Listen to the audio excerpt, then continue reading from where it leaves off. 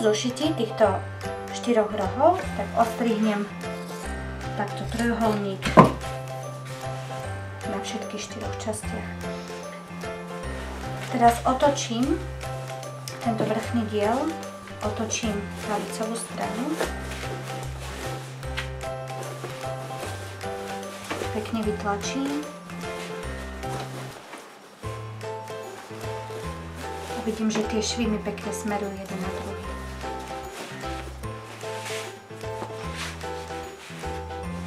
Takže taška už začína mať svoj tvar.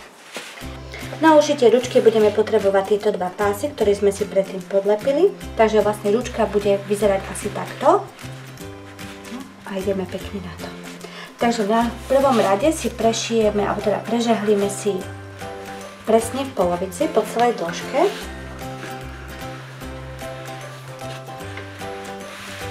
Prežehlíme pekne po celej dĺžke, presne v polovici. Je to jednoduché, pretože iba prikladám si jednu stranu k druhej, takže mám pekne prežehlené po celej dĺžke. A teraz ideme robiť tieto záhyby. Aby som vedela, akým spôsobom. Ja viem, že tieto záhyby sú 0,5 cm široké, ale aby som to mala pekne jednoduché, tak v prvom rade to môžem spraviť pekne od oka. A asi takto. Chytím si, viem, že to mám 0,5 cm. Takže, dievčatke, ktorá to už máte v oku, pekne takto chytíte a prejdete žehličkou po celej strane. No, takže takýmto spôsobom. Vidím 0,5 cm a prejdem si po celej dĺžke.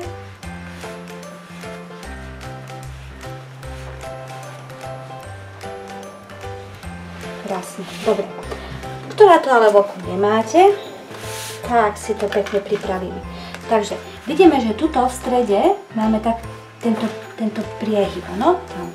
Od neho si budeme meriať 1,5 cm. No, takže viem, že tu a odmeriam si 1,5 cm. No, a toto si spravím, vlastne po celej dĺžke si urobím takéto značky. Takto pekne. 1,5 cm. Takže po celej dĺžke. A teraz si vlastne k tejto značke, si tento okraj si takto priložím k tejto značke. A čuduj sa svete, mám tak krásne 0,5 cm. Takže takto si pekne prejdem. No a som vlastne tam. Som tam vlastne v tom mám tam krásne 0,5 cm. Vidíte to, dievčence? Krásne 0,5 cm.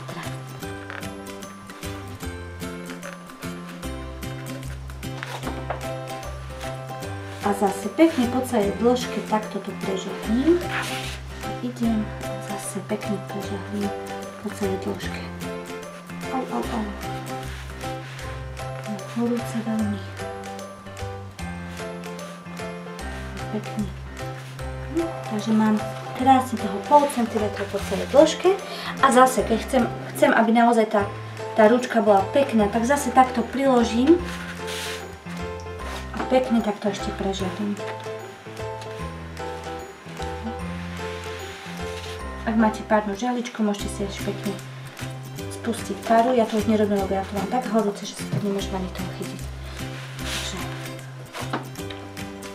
A prejdem si vlastne po celej časti. Potom, keď budem šiť, tak to mám takto krásne pripravené a budem šiť zase po celej dĺžke. Takto si to priložím a budem šiť po celej dĺžke. Po celej dĺžke tej ručky v šírke 1 mm.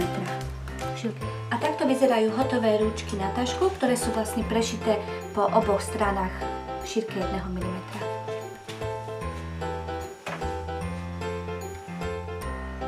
Teraz idem našívať tie uchá tašky.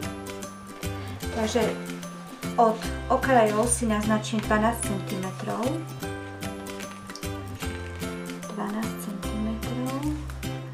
Ja si to vždy vysuniem, to ucho si vždy vysuniem približne 1 cm. A teraz to ucho prišijem na diel tašky takýmto stehom, takto rovno, na šírku pätky. A keď budem prišívať, tak to niekoľkokrát prešijem hore-dole, aby to ucho bolo naozaj pevne prišité na tej taške. A to spravím z jednej strany a samozrejme ucho aj z druhej strany. Na použite takéhoto pekného riasenia na tej taške. Takto. Budeme potrebovať takéto dva pásiky naťahovacej gumy, a neviem, v šírke 1 cm.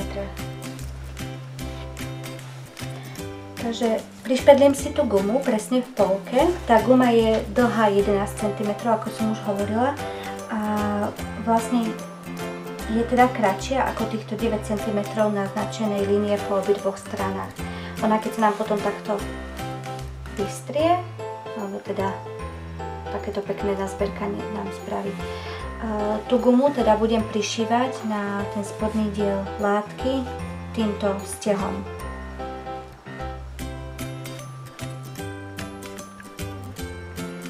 Takže pri šití si tú gumu položím na tú líniu a pekne natiahnem k tej značke, tých 9 cm. A teraz takto priložím a šijem teda na šírku pätky. Takže začnem. Tak ti zapošiem. No a teraz takto musím natiahnuť celú tú gumu pekne rovno. A pekne rovnomerne prešijem.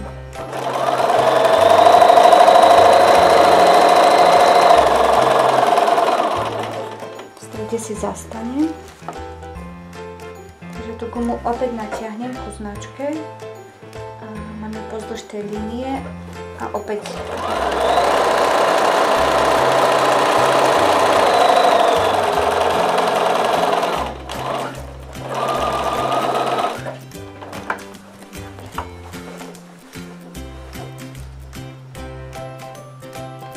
takže teraz mám pripravené obidva diely tašky, takže toto je vonkajší diel tašky a toto je vnútorný diel tašky. Takže vonkajšie diel tašky už s našitými uškami a vnútorný diel tašky s našitým vreckom a s pekným riasením. Teraz idem dávať ich dokopy.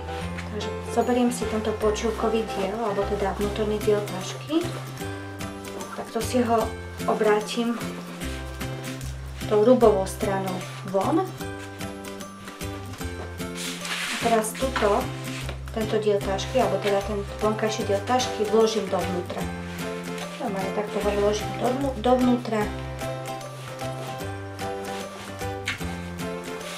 Teraz v tom vnútrajšku, keď sa takto pozriem, tak vidím rúb a potom takto, keď si to odložím, tak vidím vlastne líco smeruje k lícu. Takto si to pekne dám. Teraz tieto bočné švy mi musia smerovať jeden na druhý, takže jeden na seba.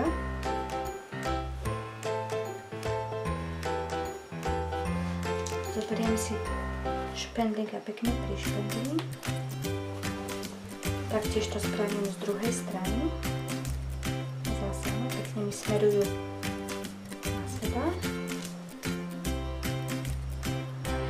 Takto si to pekne môžem takto vystrieť. A teraz čo budem robiť? Ja zošijem tieto dva diely spolu a v šírke 1 cm od okraja, v šírke 1 cm a po celom obvode.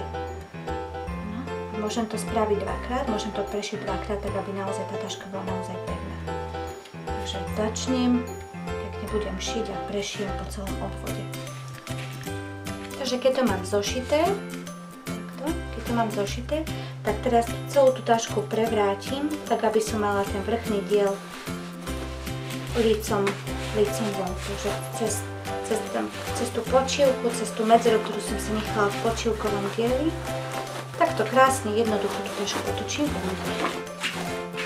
Dostávam takto. Teraz, aby ste videli, ako to krásne urobí tašku, takže teraz celú tú počívku takto vopchám, vyslovene vopchám dovnútra.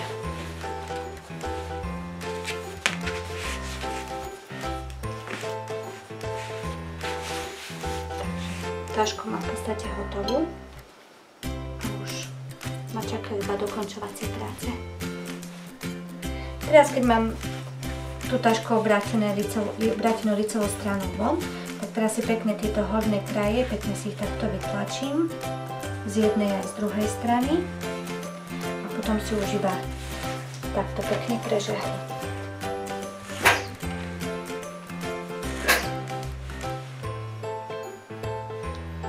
A teraz ideme ušiť takéto dve ozdoby, ktoré potom našieme na vrchný diel tašky. Takže asi takto to vyzerá. No a teraz ideme na to. Takže zoberieme si tie dva pásiky, ktoré sú kratšie. Najskôr si to pekne prežehlíme, takže prežehlíme a zožehlíme na poli. Si takto.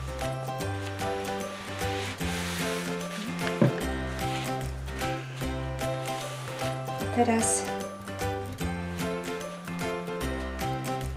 presne v strede, tam kde mám vlastne tento stred, tak kde prežehlím tie stresy, tak preložím si ten kúsok látky takto k stredu a prežehlím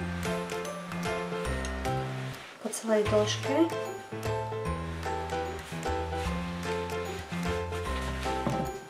To isté spravím z druhej strany. A teraz to prežehlím ešte raz, takto.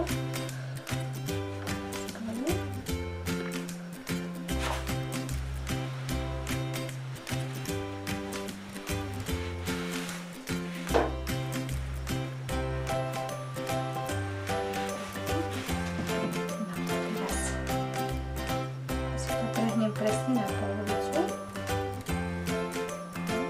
Teraz si to môžem takto prežehliť.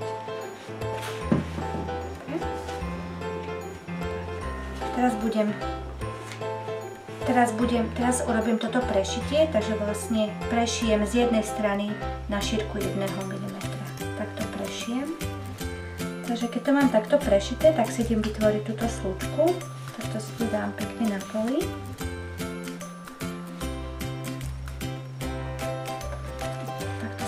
Vytvorím tú slučku. Môžem si to takto prežehliť.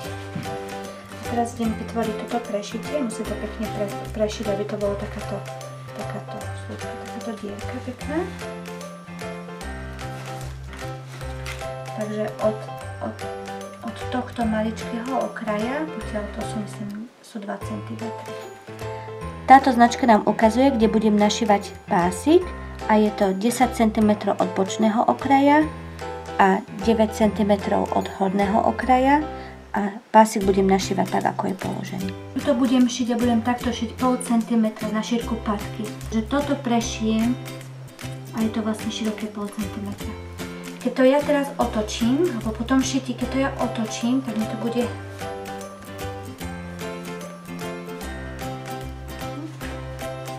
vyzerať takto. Takže takto mám tento pásik takto prišitý, ale mne sa nepáči tento okraj a chcem si ho pekne začistiť. Takže zoberiem tento pásik, pekne ho takto preložím. Takže lícovú stranu mám teraz pekne na vrch. Prežehlím. A prešijem v šírke 1 cm. Takže potom po prešití nám to bude vyzerať presne takto. Prešití 1 cm a z vnútornej strany to bude takto pekne začistené. A teraz som už iba prišila 2 gombíky. Takže tie pútka som pekne zapla a pekne mi to vytvorilo ten tvar tašky. A poslednú vec, ktorú teraz musím urobiť, je to, že ten počívkový diel, ktorý má vnútri, má stále takýto otvor, cez ktorý som tú tašku obracala na vrchnú stranu. Takže vlastne celý tento otvor ručne zašijem madracovým stehom. Potom to dám dovnútra.